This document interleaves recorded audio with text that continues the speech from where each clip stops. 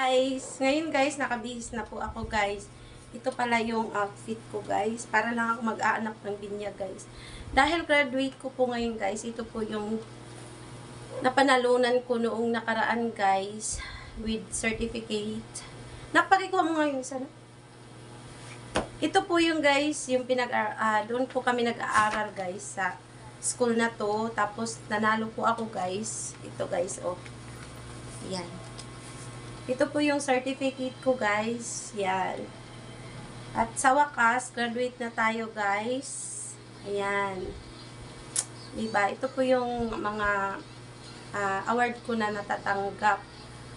Kaya salamat sa Kingsville sa kanilang programa na kahit ang edad ko po na ganito po ay meron pa pong pagkakataon na binigay sila sa akin na makapag-aral ulit. Ayan po guys, oh.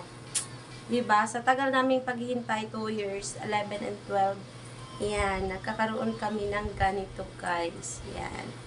Salamat. At mamaya guys, nakatuga na ako. Katuga kami, tapos, syempre, pictorial nga namin ngayon, diba? Kaya ito guys, ano lang to, yung certificate ko lang to at medal ko nung napanalunan ko guys. Nilapit ko lang guys, yan po guys. So guys, yan lang guys. Thank you for watching. And guys, congrats sa akin guys. Masaya ako, pero sa pagkakaalam ko po, ang graduation po namin is June. Ngayon lang po yung pictorial namin para sa graduation. Salamat talaga sa Kingsville. Masayang-masaya ako. Ang medal na ito ay hindi po mababayaran ng kahit magkano. Kasi pinaghirapan ko po talaga to guys. Yan lang. Thank you everyone. Ito lang masabi ko, walang imposible sa pag-aaral kahit na may edad ka na. Yan. Kung gusto mag-aral, pwede kang makapag-aral. Kaya, go Google lang.